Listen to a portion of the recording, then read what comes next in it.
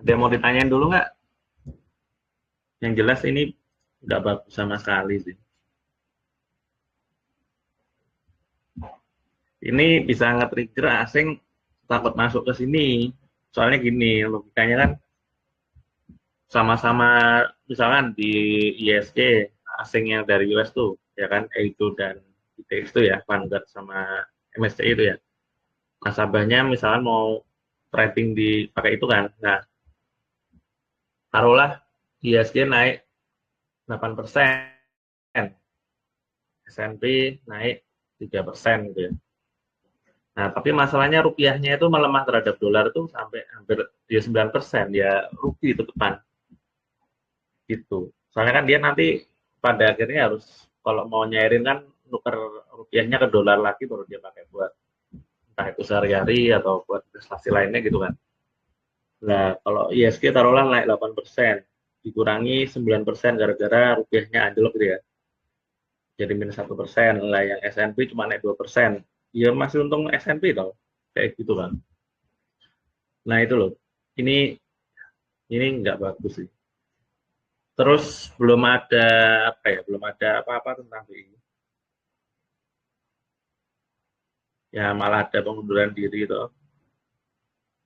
Terus malah diisi nepotisme ya. Nah, terus gimana? Baiknya gimana?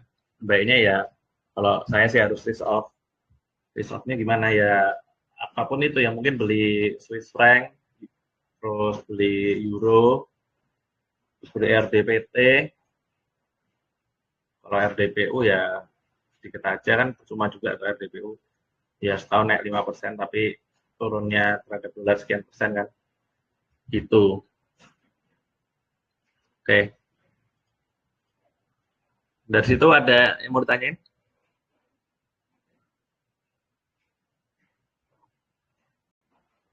Ya nggak apa-apa, nggak apa-apa. Bijak itu. Soalnya kan kita tahu sendiri kan, BCA itu bobotnya sendiri aja berapa itu? 17% kan di Edo kan. Coba kita cek ya. Kayaknya udah turun sekarang jadi 16% terakhir lihat tadi.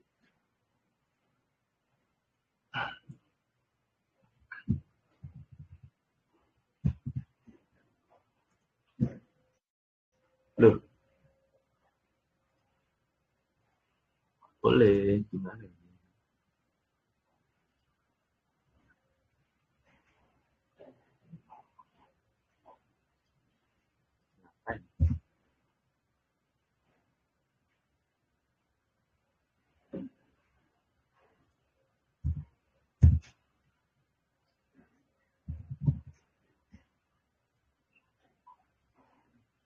Oh, ya pokoknya intinya apa namanya? Intinya itu BCA itu 17%, terus kemarin tadi sore sempat lihat turun jadi 16,71. Berarti artinya mereka jualan ya. Karena mungkin mau ngasih ruang buat entah itu kayaknya Bumi mau masuk MSCI gitu ya. Nah, jadi nggak apa-apa West. Tapi kalau sebetulnya kalau kalian sempat perhatiin detail, ya, tapi ya saya juga ini sih mendahului trading plan saya sendiri juga sih. Nah ini sebentar, oh, bukan ini. Nah ini loh, BCA itu sebetulnya masuknya itu kalau strategi ikut tulis itu masuknya ini, masuknya masih 8.200, jadi sebetulnya belum kena gitu.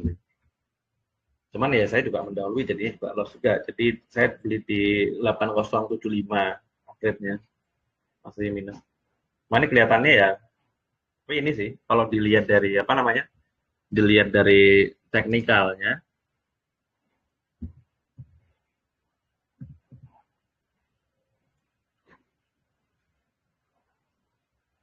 dilihat dari teknikalnya sih nggak bikin lower low. Cuman masalahnya kan dolar apa namanya? Dolarnya naik terus. Ya kan?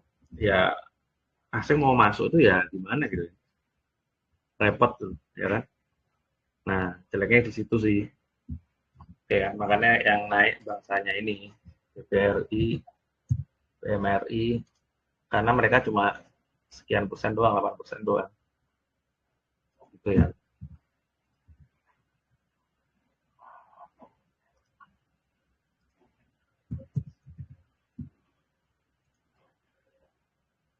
kayak gini-gini doang, BNI Bang.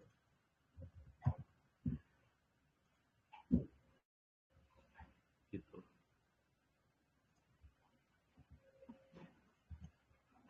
Oke.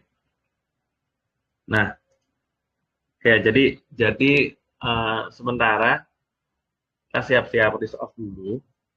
Nah, risk off itu kita bisa lihat ini ya. Ya udah naik semua sih mungkin.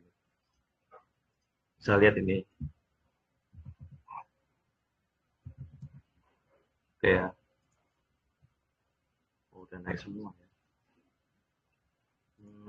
Coba.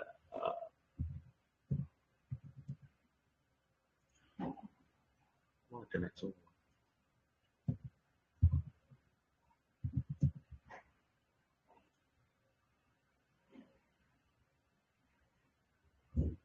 Ya kalau mau spekulasi ini coba sih. Termasuk risk off sih. Cuma gini, si yen ini dia itu apa namanya, rencana kan mau kuantitatif tightening ya kan. Nah, artinya tuh, harusnya mata uangnya naik sih. Cuman masalahnya gini, surat utangnya pemerintahnya Jepang itu dijualin terus sama asing. Nah, artinya apa? Artinya nggak ada yang mau pegang yen gitu loh.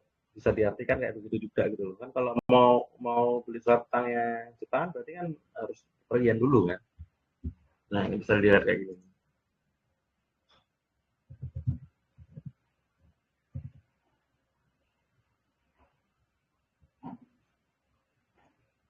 Nah, ini naik terus ini grafik bukan harga harga ininya ya, bukan harga surat utangnya Jepang, tapi ini adalah bunganya. Ini grafik bunganya surat utangnya Jepang. Kalau naik terus artinya itu dijualin terus, gitu. Jadi agak susah juga sih mau masuk JPY-IDR ya susah juga sih.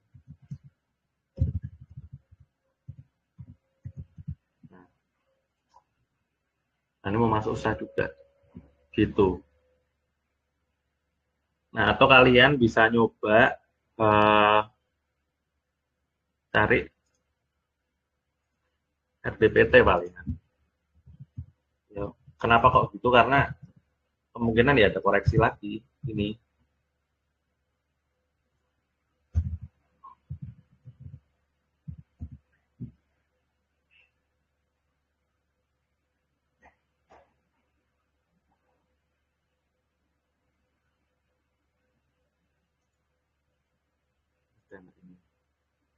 Nah,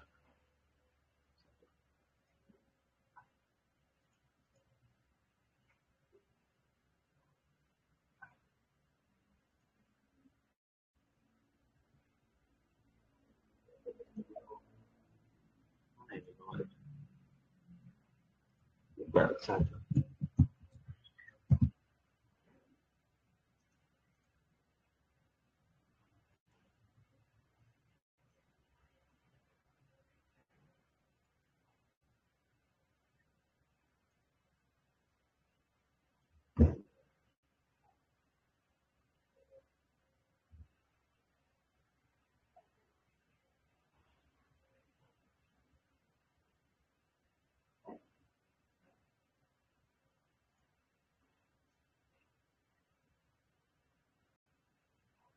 Coba ini ya.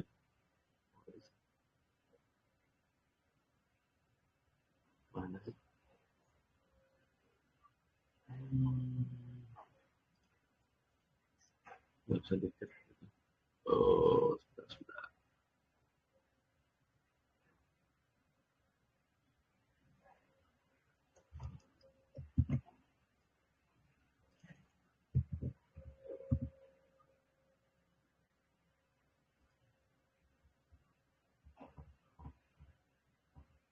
Kenapa sih?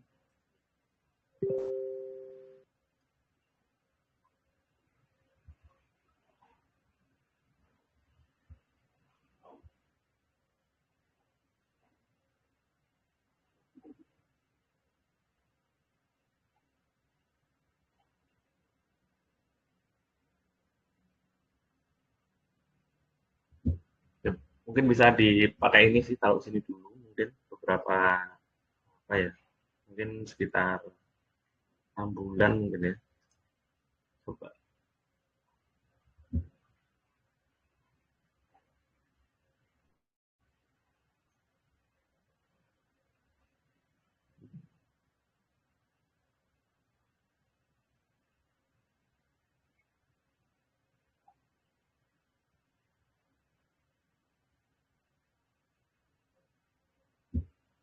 Mungkin bisa nyoba ini. Jadiin watchlist dulu ya.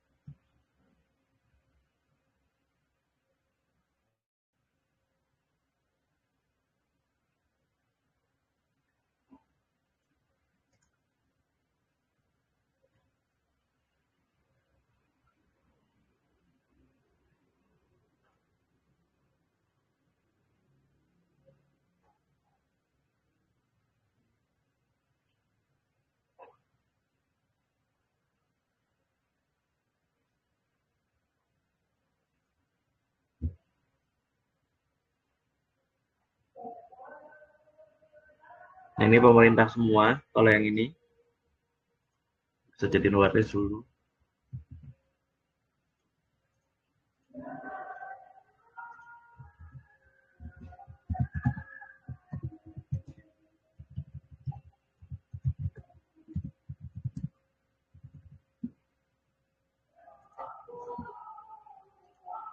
Terus apa lagi ya?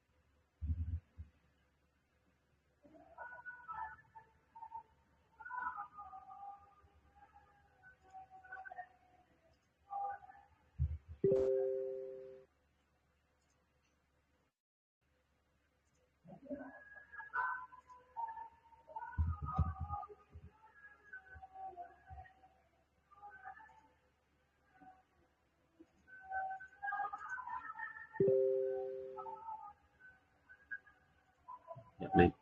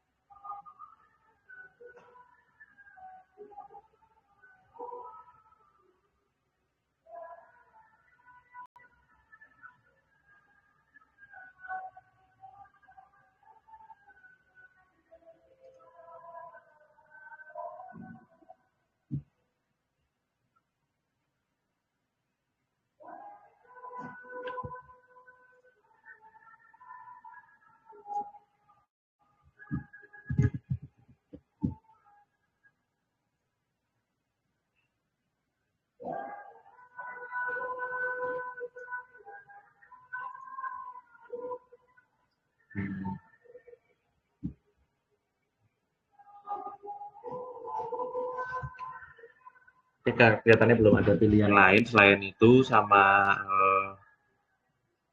ya kalau mau nyoba sih bisa bisa ini sih Japanese Yen pertama, terus habis itu ada AKD IDR coba ya. Mungkin bisa nyoba ini sama SGD IDR paling. Oh, udah naik juga sih. Udah breakout.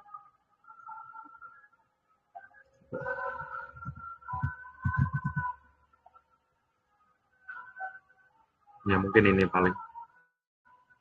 Gitu sih. Jadi sementara harus risk off dulu, mau nggak mau ya. Nah, detailnya besok saya jelasin apa namanya analisa garis besarnya gimana. Ini perlu saya ulang dulu beberapa data. Oke, nah sampai sini ada yang mau ditanyain dulu nggak tentang kenapa kok kelihatannya sangat tidak menyenangkan gitu ya? Ada yang mau tanyain dulu nggak kira-kira? Nanti kalau belum ada, kita coba review satu-satu dulu whitelist kita yang sebelumnya. Karena belum ada yang ditanya. Oh, ini tadi yang buat risk off ini. Ini utamanya di sini. Ini loh, all time high nih, USD DR. Oke ya, dan lebih sedihnya lagi itu gini. USD sorry. Nah, ini adalah grafik apa namanya? Grafik indeks dolar.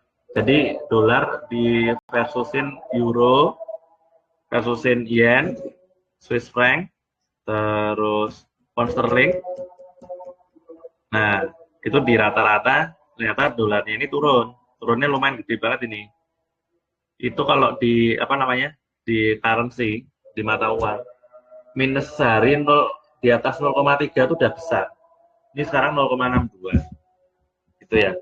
Nah, itu artinya sebetulnya gini, likuiditasnya itu bertambah gitu loh. Jadi emang beneran ada QE dari US-nya.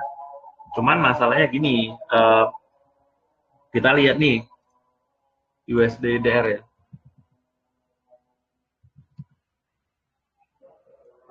Nah, kita bandingin ya sama USD DR taruhlah dari bulan Desember aja ya.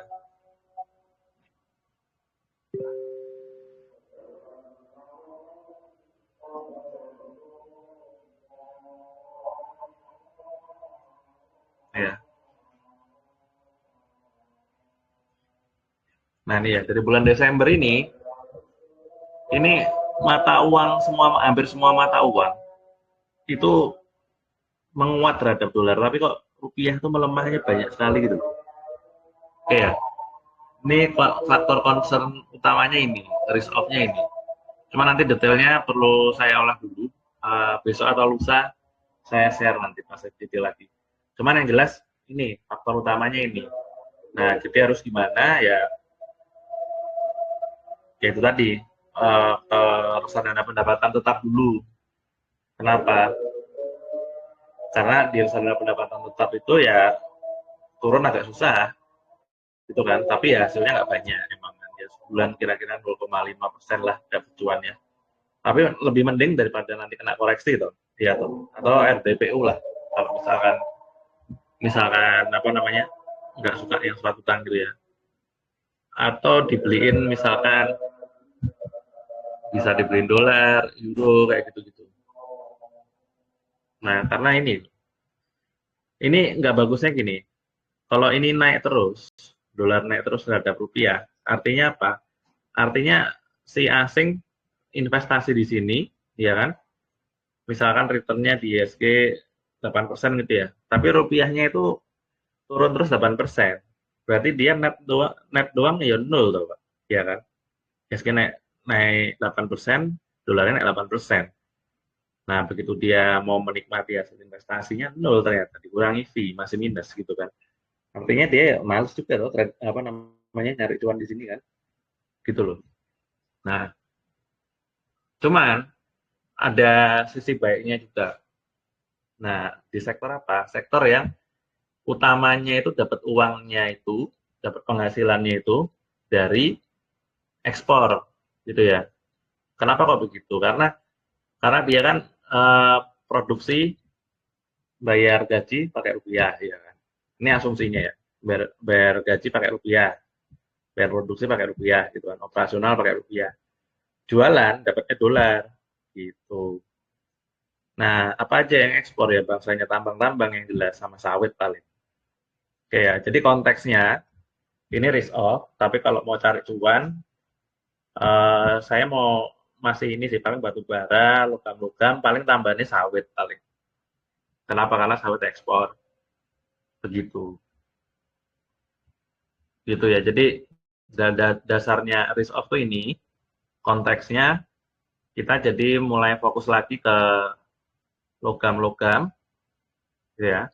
Emiten yang logam-logam, bangsanya emas, perak, silver, tembaga, terus habis itu batu bara, terus habis itu mungkin minyak lagi, terus habis itu mungkin sawit, gitu ya.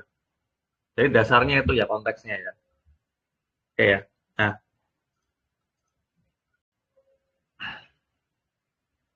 oh ya hari ini, thank you. Gimana, kejawab nggak Pak Jansen?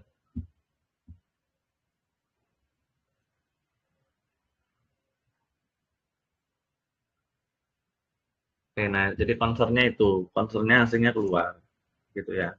Kan kelihatan nih dari apa namanya? Coba kita lihat.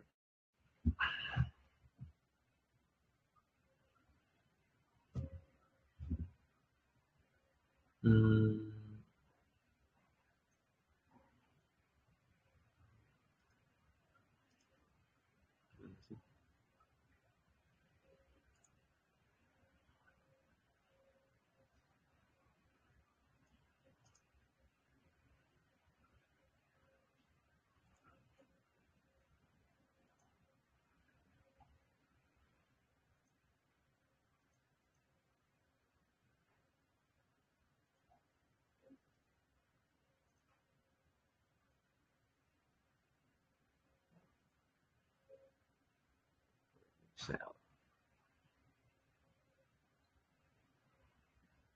nah ini loh biasanya juga masuk ini loh, ya kan? Karena dia nomor satu dia itu 16% dulu. Kalau nasabahnya si MSCI ini pada jualan ya otomatis bisa juga paling terdampak jualannya. Nah itu tadi. Nah terus kita fokus kemana? Itu tadi bangsanya kalau mau berani cari cuan di kondisi kayak gini ya berarti cari yang emiten-emiten yang utamanya itu ekspor gitu ya. Yang jelas ya bangsanya tambang-tambang itu jelas ekspor gitu ya. Sama sawit. Nah, itu. Oke. Sampai sini ada yang mau ditanyain sebelum kita review?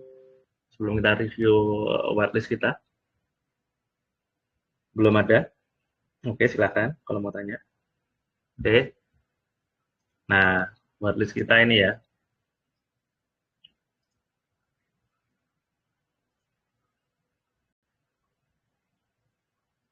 Nah, whitelist kita itu saya ingetin dulu, ada ada dua macam.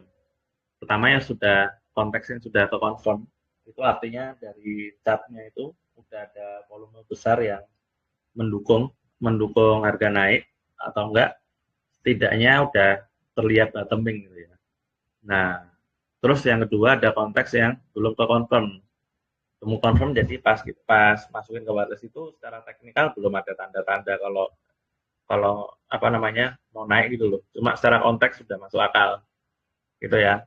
Nah, kita lihat satu-satu. Oke, SSIA strategi buy on record nggak ke trigger ya karena turun ya. Jadi belum ke trigger ya. Kita lihat satu-satu. Oke. Oke, ini ke trigger ya. Ini kita entry-nya di 1800. Nah, itu serah kalian nih mau dijual dulu, mau ganti fokus sawit apa sama risk off atau tetap dibiarin nggak apa-apa. Yang penting udah ada stop loss-nya ya. Bisa aja kan nanti nanti rupiahnya tiba-tiba menguat itu ya. Nah, cuman yang jelas ini sudah sesuai plan, udah masuk. Oke. Terus habis itu kita lihat lagi yang buy on breakout otomatis ya nggak belum trigger ya. Oke ya. Ini yang strategi buy on breakout belum trigger ya. Nah, jadi ini semua yang saya upload di sini termasuk range dan harga sama strategi itu nggak pernah saya hapus. Jadi kalau mau dicek kapanpun bisa. Nanti tinggal pencet tombol play ini. Nah, saya saran kalau mau lihat yang lebih jelas itu pakainya PC aja. Kalau pakai apa namanya pakai HP itu terlalu kecil gitu. Oke ya. Ini nggak ke-trigger ya. Oke ya, nggak ke-trigger ya. Kita ini entry-nya di 1925 ini nggak ke-trigger. Jadi nggak ada masalah ya. Oke ya. Kenapa kok ada strategi yang breakout sama yang strategi yang apa namanya strategi yang retrace gitu ya. Nah, karena gini, kalau kita lihat konteksnya udah kuat nih waktu itu kan ini ada jalan tol, ada kawasan industri. Nah, teman-temannya udah pada bullish semua tuh, ya kan? Ini belum kan. Nah, tujuannya apa namanya beli di harga atas itu tujuannya kalau breakout bisa langsung lanjut gitu loh. Nah, terus kenapa kok ada juga yang strategi yang nawar? Nah, kalau ada kejadian-kejadian kayak gini, kita bisa dapat yang lebih murah. Tujuannya itu, gitu ya. Cuman yang penting, selalu ada stop loss. Kalau take profit bisa fleksibel, karena kalau pas lagi ngetren kayak gini, itu tinggal kita nggak pakai take profit nggak apa-apa, tapi tinggal naikin SL-nya aja terus, dinaikin manual. Ya, tapi yang jelas stop loss itu harus ada, nggak boleh dinego ya, karena itu buat ngelindungin modal ya. Oke, sampai sini tentang SSI ada yang mau ditanyain nggak? Kalau saya mau saya close saja, mau fokusin ke apa namanya risk off dulu sama yo tadi batu bara, logam-logam sama sawit paling. Nanti saya cari dulu nih kira-kira yang menarik yang mana. Tapi kalau nggak di close ya nggak apa-apa. Yang penting udah ada stop loss. Gimana ada yang mau ditanyain nggak? Sampai sini SSI. Oke, silakan.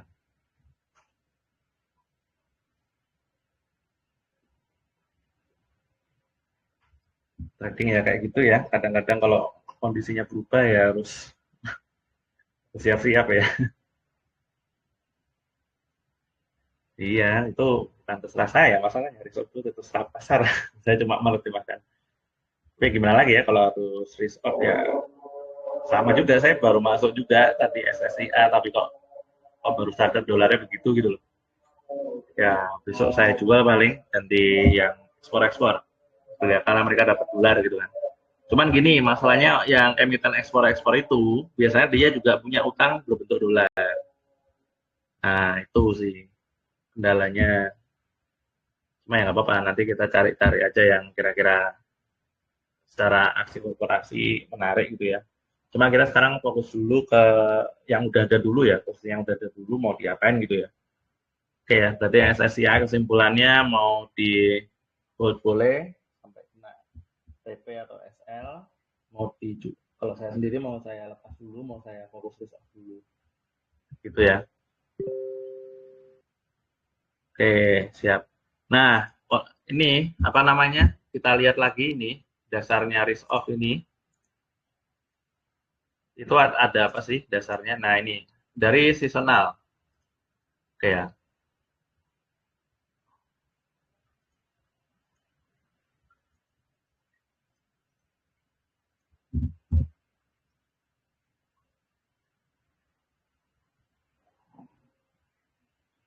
Nah, ini ya.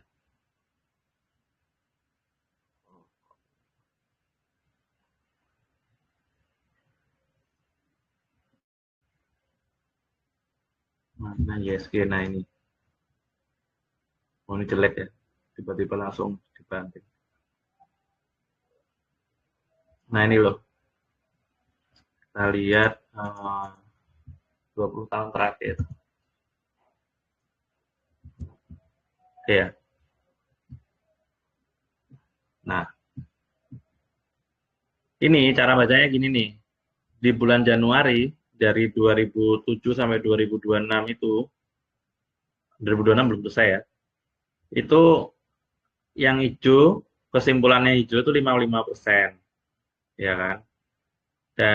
Dan ini kita dari Januari itu udah naik berapa nih? 5,64%, ya kan? 5,64% udah lumayan besar loh itu, ya kan? Dan ini kalau dari seasonal itu dari tahun sebelumnya nih ya. Ini bisa ditulis 30 tahun atau berapa, kalau saya sih 20 tahun aja. Tapi ya terserah mau nyoba yang berapa tahun. Nah, itu akurasinya endingnya hijau, maksudnya Januari hijau itu 55%. Nah, sekarang udah 5,64 ya. Baiknya gimana? Baiknya berarti ya ini dulu. Kalau ada yang cuan lebar, misalkan kayak FBKA beli di sekian dan naik 10% lebih gitu misalkan. Nah, stop lossnya dinaikin di atas harga beli aja. Nggak usah pakai TP ya nggak apa-apa. Atau nggak dijual sebagian, dijual separuh, terus stop lossnya dinaikin di atas entry-nya gitu ya. Misalkan gitu ya. Itu ya, jadi dasarnya itu. Nah, terus ada lagi nih, Februari itu 63%. Ya, Mei 53. Ya. Nah, artinya apa? Ini kalau misalkan nanti ini terulang lagi, nah kita kita bisa bisa di akhir Mei bisa coba-coba nambah nambah kepemilikan itu ya. Ini murni dari seasonality doang ya. Oke. Terus kalau dari ini berarti Agustus ya mulai jualan lagi, masuk lagi akhir September kayak gitu. Oke. Nah, kalau kalian percaya ini ya dipakai, kalau enggak ya nggak usah dipakai. Cuman yang jelas ini cuma 55% akurasinya buat endingnya hijau, cuman kita udah 5,64, besar sekali. Nah, faktor utamanya ini tadi, ya, asingnya bisa jual, gitu. Makanya BCA kok susah sekali naik gitu ya. Nah, itu dasarnya itu kan bank-bank lain dan naik, iya betul. Cuma masalahnya apa namanya si MSCI itu, si EIDO itu, ETF EIDO itu banyak banget pegang BCA. Nah, kalau nasabahnya si MSCI pada jualan, ya otomatis jualan. Gitu ya. Nah, kita lihat ini ya. Kita lihat EIDO dulu. Nah, kan performanya kayak begini nih. Ini bisa aja turun sampai sini dulu mungkin.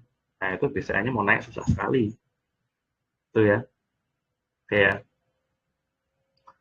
Oke.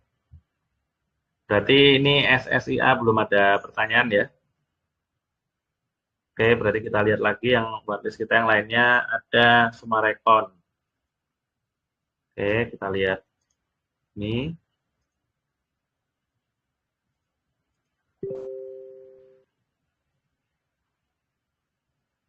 Kena stop loss nggak ini? Oh, udah sempat kena TP sebetulnya.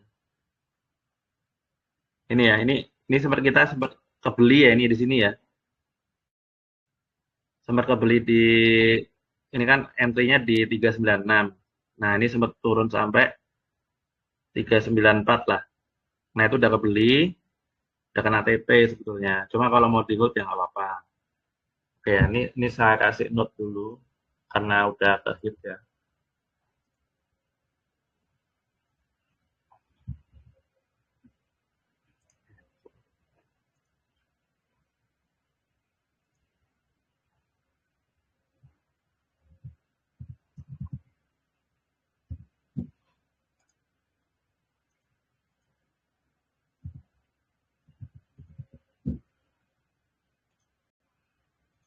Ini.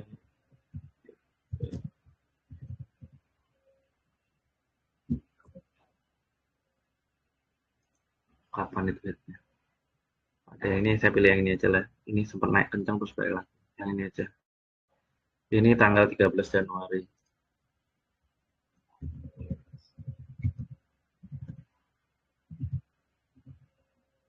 Oke. Oke, ini udah hit. Nah, kesimpulannya terserah kalau mau dipegang ya apa-apa. Ini konteksnya apa? Saya ingetin lagi. Konteksnya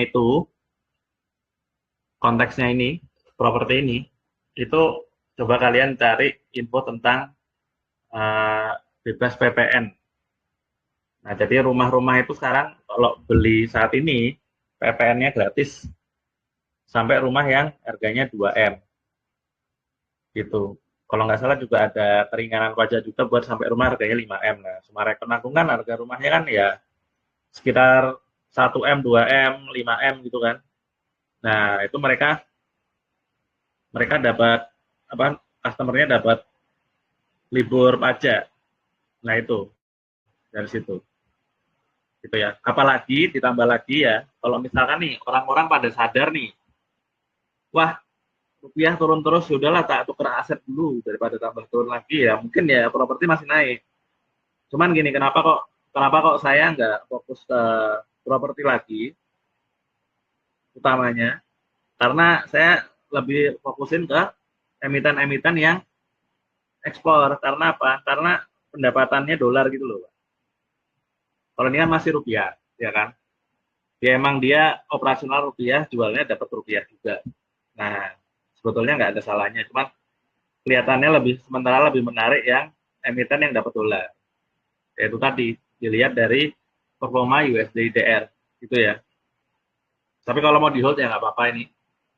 Oke ya. Suaraku kedengeran nggak? Nih di sini hujannya lumayan deras.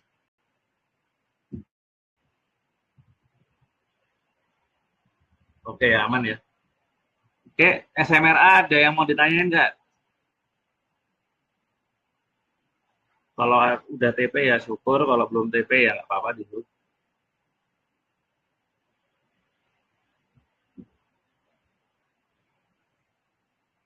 Tidak ada, yang lain nggak ada. Oke, kita lanjut ya. SMRA, AHAP ini udah selesai ya.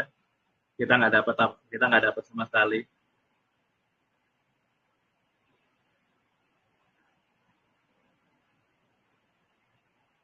Sempat hampir kena nggak jadi ya. Skip aja ya, ini nggak dapat ya kita ya. Oke, habis itu info, kayaknya nggak dapat juga ini.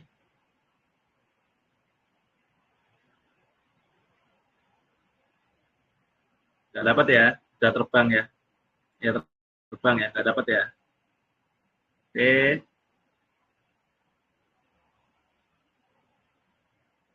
terus habis itu ada MDKA.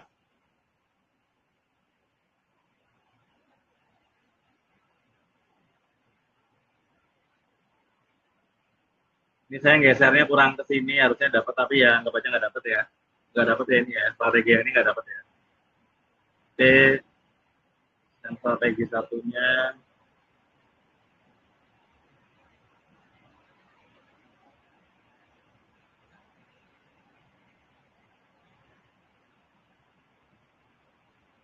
satunya juga nggak dapat ya. Oke ya. Kalau ada yang berhasil dapat MDKA ya syukur, kalau ngikutin ini harusnya nggak dapat, ya kan. Antri di 2290 ternyata langsung terbang. Oke ya. Ada yang mau ditanyain tentang MDKA? Belum ada?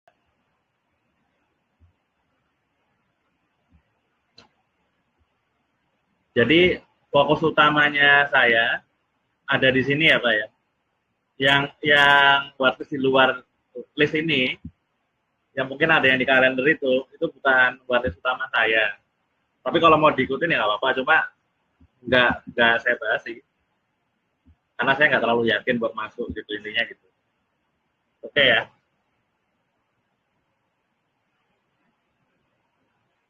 Berarti dari tadi ini ada berapa warnis ini? Satu, dua, tiga, empat, lima. Yang dapat cuma dua. Gitu ya. Yang satu sebetulnya dari TP, yang satu lagi barusan dapat gitu ya. Nah terus gimana? Ya emang trading kayak gitu Pak, nggak apa-apa.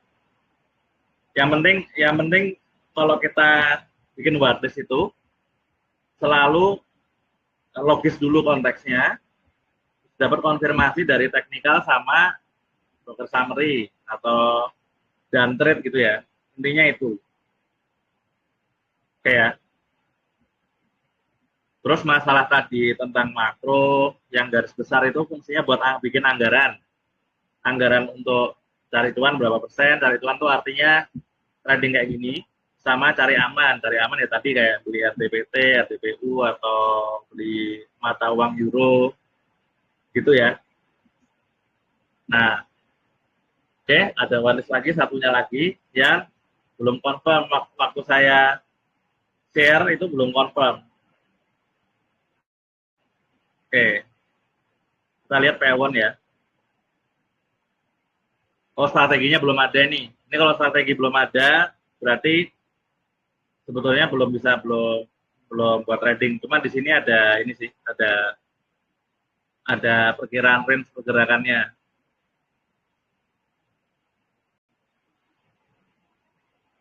Cuman ini nggak dapat ya Pak ya. Kenapa kok bisa nggak dapat? Karena gini, ini kan ada di range. Nah, cuman habis itu terbang itu loh. Terbang dekat dekat range atas, berarti ya anggap aja nggak dapat. Gitu ya. Cuman ini bukan rekomendasi apa ya. Kenapa kok bukan rekomendasi? Karena belum saya upload ininya, strateginya. Jadi strateginya belum ada karena saya belum ketemu harus entry di berapa gitu ya. Oke, berikutnya BBCA. Nah, BBCA ini kalau yang benar-benar ngikutin harusnya belum ke trigger beli. Ini kan ke triggernya 8.200 entry-nya kan. Ini belum ke trigger sama sekali sebetulnya. Kenapa kok saya taruh di harga atas? Karena gini, kalau kalau si asumsinya begini, kalau BCA bisa tembus di sini dengan volume yang bagus gitu ya, volumenya di atas gitu loh, di atas. Ini kan ada volume, ada garis kan, ini garis MA 30 di volume. Nah, kalau dia bisa tembus 8.200, volumenya besar, nah itu kemungkinan asingnya masuk lagi. Jadi saya memang sengaja nunggu breakout. Cuman ini kan belum ke trigger nih, harusnya belum kebeli. Cuman jujur aja saya udah duluin beli di 8075, sekarang floating loss 8.000. Cuma kalau ikutin strategi ini sebetulnya belum ke trigger. Gitu ya. Oke, ada yang mau ditanyain dulu sampai sini? Atau fokus ke tentang BBCA-nya ada yang mau ditanyain? Kenapa kok susah naik atau udah jelas mungkin? Gimana, ada yang mau ditanyain nggak?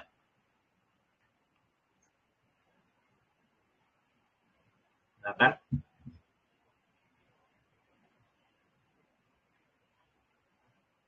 Oke, tidak ada. Yang lain nggak ada juga. Mungkin. Ya, berikutnya lagi.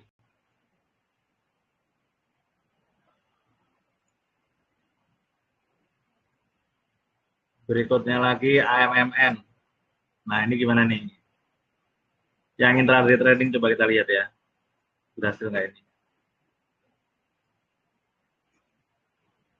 Yang intraday trading nggak ke-trigger sama sekali. Jadi dianggap gagal ya. Nah, sekarang yang day trading, yang swing ya. Kita lihat yang swing.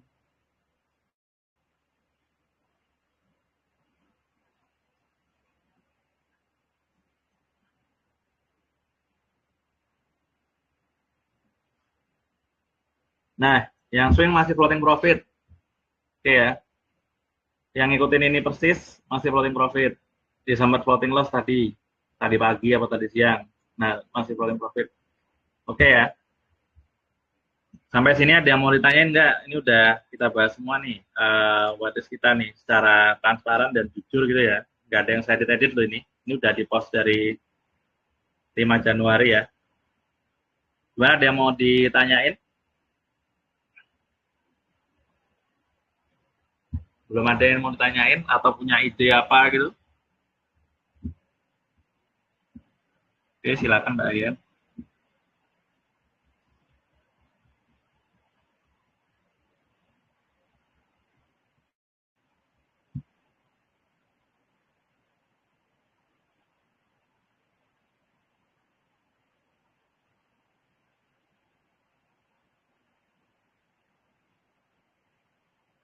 Hmm, ya mas, sebetulnya masih bisa sih, masih bisa sih, bisa-bisa aja. Cuma yang jelas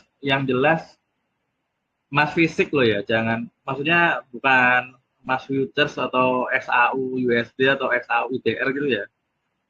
Kalau bisa ya Mas fisik ya.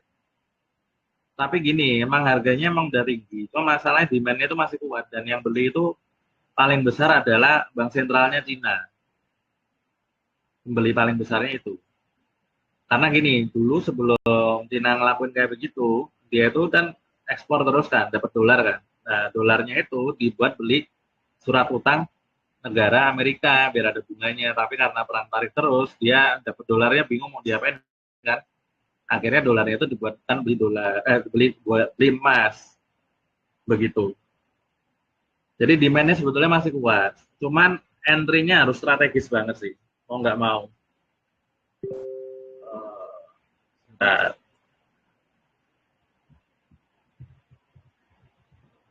nah ini XAU USD aja udah naik apalagi DR ya. Wow, 80 juta per troy ounce. Breakout terus ini. Ya mau nggak mau. Cuman ya gini, nah ini nanti coba diperhatiin nanti kalau kalau misalkan di daerah sini, misalkan di daerah sini gitu ya, di daerah sini coba coba tanya ke toko emas harganya berapa gitu ya. Nah, selain itu daripada repot-repot beli emas fisiknya, ya kita bisa coba ini sih uh, beli saham emasnya aja sekalian. Kalau nggak mau terlalu repot itu ya. Contohnya kayak Antam, MNN tadi, kan lagi pula mereka juga yang produksi tuh. Ya kalau emang yakin banget emas masih mau naik ya ini. Sementara ini, ya ini terus habis itu apa ya?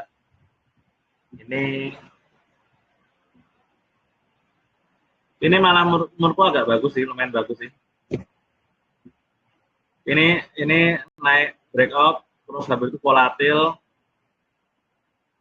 ya volatil tapi masih ini ya di bawah MA30 volumenya ya. Volatil kencang, turun kencang terus ditarik lagi nah gitu. Ini kenapa kok kayak gini? Karena karena dia itu di MSCI itu dia nomor 6, Pak. Nomor 8 atau 6 gitu loh. Apa namanya? Alokasinya. Kalau nggak salah 6% apa lah, 7% gitu lah.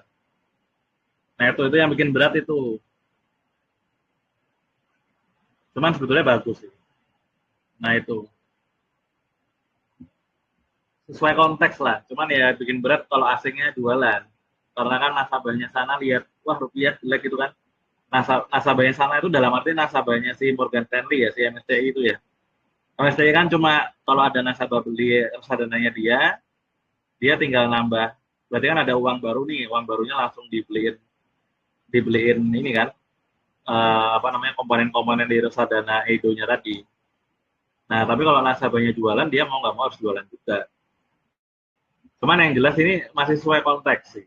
Tapi kalau emang pengen lebih nyaman ke emas fisiknya, ya tadi emas fisiknya nggak apa-apa. Gitu. Oke? Okay?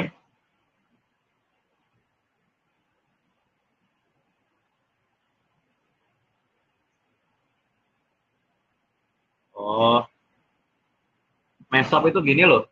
Uh, Orang yang kerja di sana dibayar pakai saham.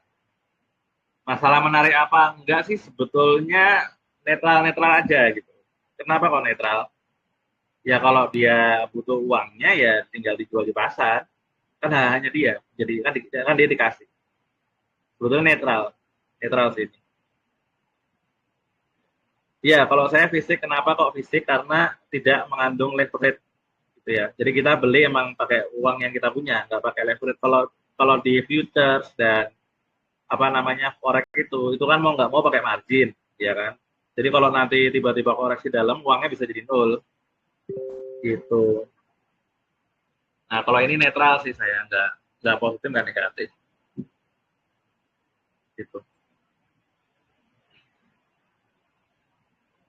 Tapi kalau emang nggak mau repot ya itu tadi pakai pakai saham emasnya aja. Lagi bulan yang dibeli ya itu produknya mereka doang kan. Gitu. Oke. Ada yang mau ditanyain lagi? Silakan.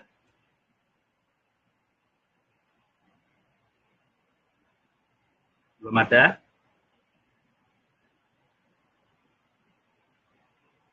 Oke ya. Jadi fokusnya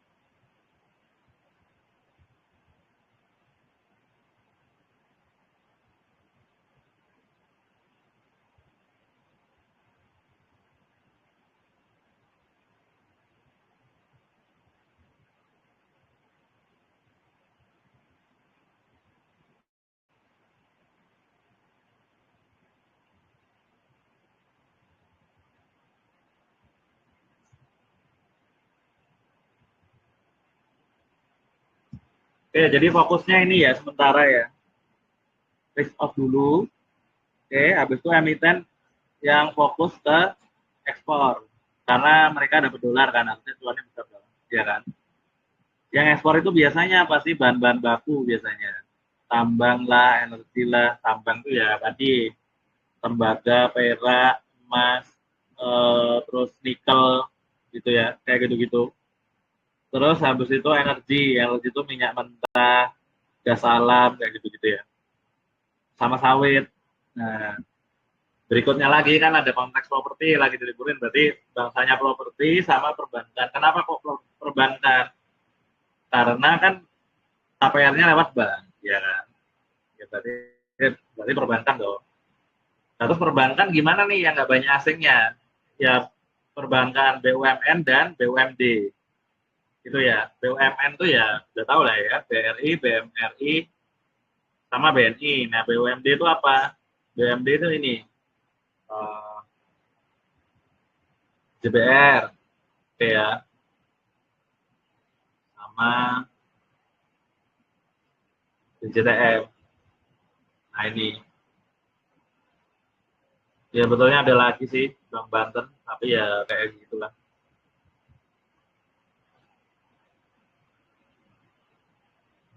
Nah ini aja nih, tiga ini aja nih buat trading-trading cepet aja. Kalau yang BJBR, BJTM mungkin bisa swing lah. Kalau yang BEX itu ya mungkin buat trading goreng-gorengan lah. Cuma konteksnya jelas, gitu ya. Coba kita lihat BEX sebentar ya. Kayaknya FCA itu BEX. Nah ini FCA ya, bisa di bawah 50 ya. Cuman ya kalau ada konteksnya, cuma gini, kalau ada konteksnya bisa naiknya mungkin kenceng. Cuman gini, kalau trading FCA itu mau nggak mau, misalkan kalian masuk 1 juta gitu ya. Nah 1 jutanya itu dianggap uang hilang gitu loh. Nah soalnya mau pasang stop lossnya gimana FCA? Bit overnya nggak pertama nggak kelihatan, terus grafiknya kayak begini gitu ya, ya kan? Cuman kalau misalkan naik itu bisa kenceng sekali naiknya. Contohnya kayak ini nih,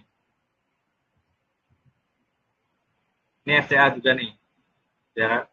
Beberapa ini, deal. Ya. Cuman gini, balik lagi saham-saham FCA itu kalau kalian masuk 1 juta ya 1 jutanya itu anggap aja uang hilang gitu loh.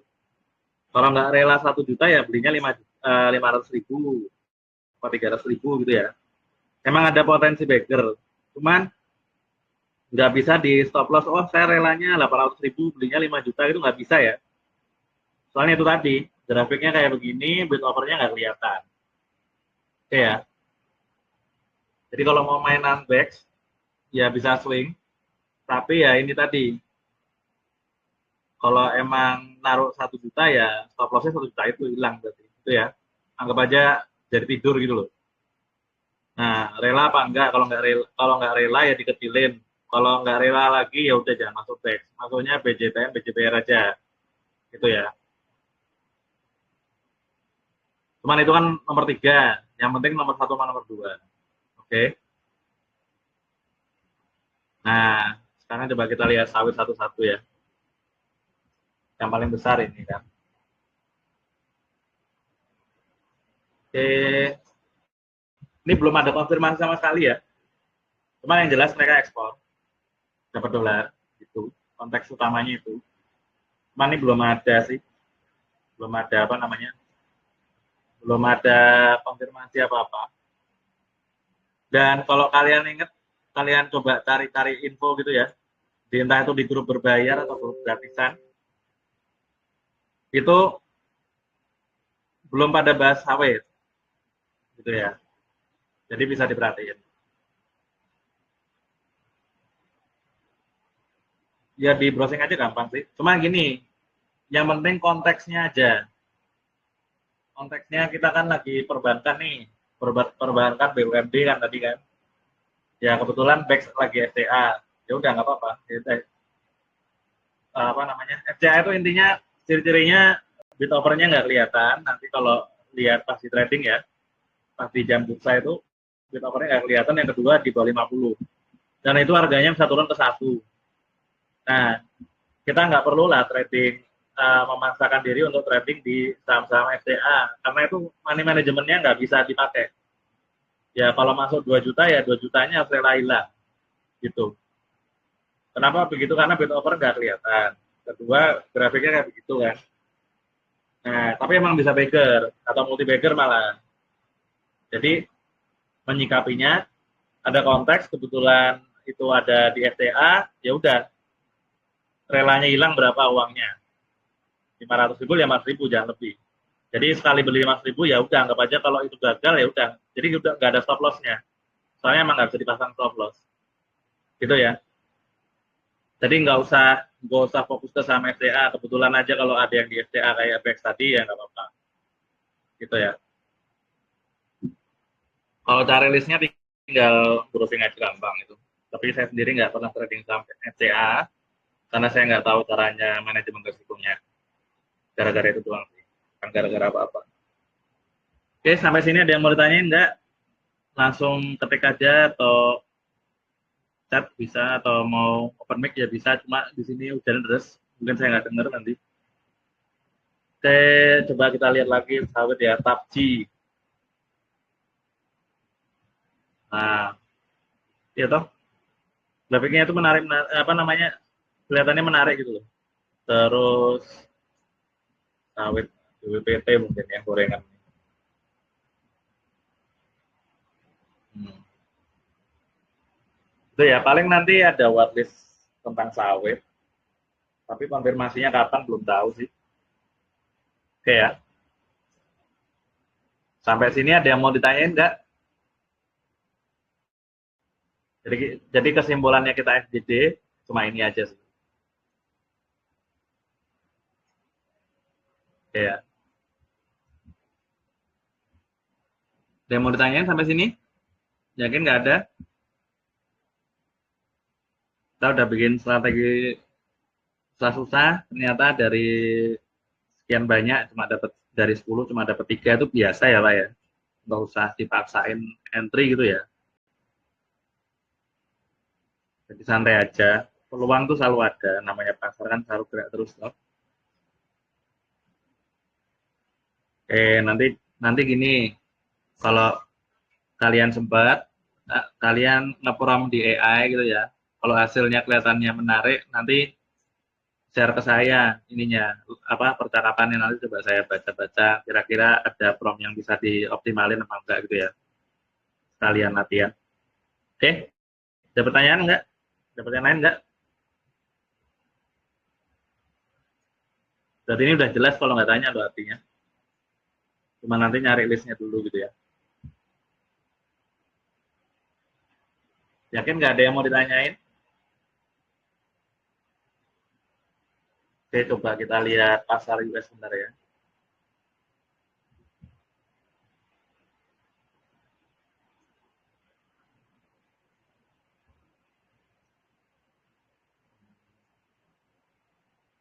Oke, capital. Terus itu udah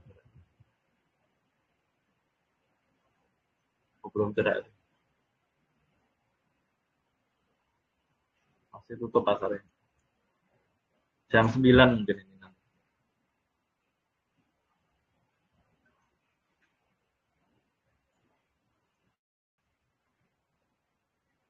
Oh, setengah 10 deh, sorry. Setengah 10 malam nanti pasarnya buka. Nanti Edo gimana, nanti kita coba kita lihat-lihat ya. Ya harusnya sih nggak terlalu bagus ya, rupiahnya begitu. Belum ada yang mau ditanyain? Yakin?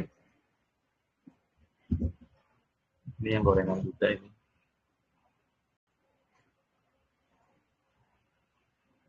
Hmm. Polanya gini, hampir mirip-mirip gitu loh. Ya kan mirip-mirip kan.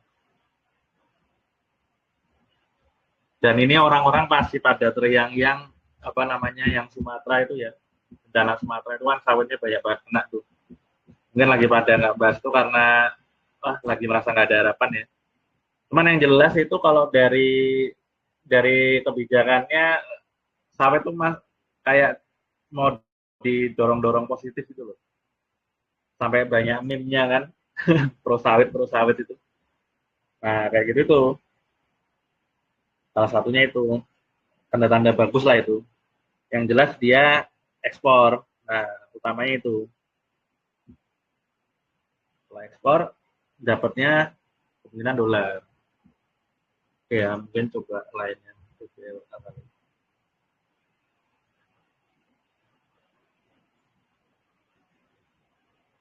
Kalau ini tebu sih, tapi ya yang penting ekspor aja lah. Nanti nanti ngepromnya coba ditulis emiten yang fokus ekspor gitu ya.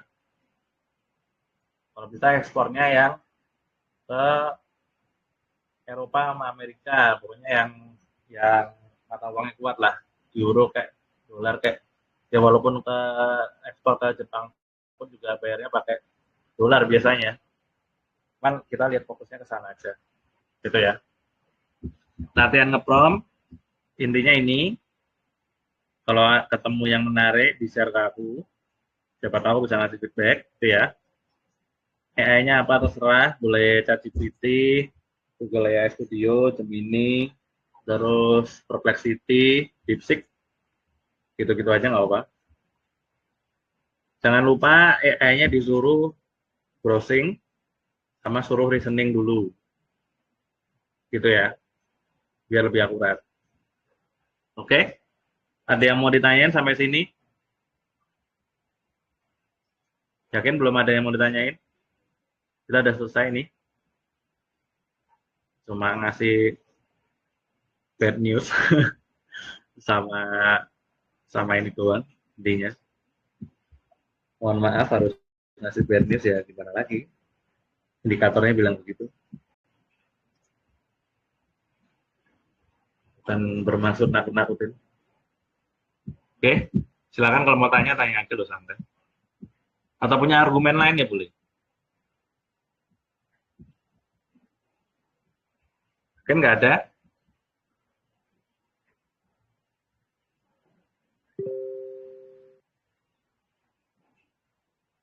Oke, ya. Tapi kalau emang pengen banget trading ya ini aja ya. Dua tiga ini ya. Oke ya, ini ya kalau uangnya 100 juta ya paling aku 43 juta atau 40 juta ke bawah lah buat trading, sisanya simpan-simpan cash list off gitu. Paling itu. Oke, kalau nggak ada, terima kasih sudah menyimak. Semoga tidak panik, selalu aware apa yang terjadi di pasar, selalu fokus lihat yang pasar kasih tahu itu apa, seobjektif mungkin. Jangan sampai FOMO, jangan sampai panik. Ya. Intinya itu tuh. Sama SL jangan dinego. Oke, oke. Kalau ada pertanyaan tanya aja. Oke, terima kasih sudah datang. saya akhiri ya.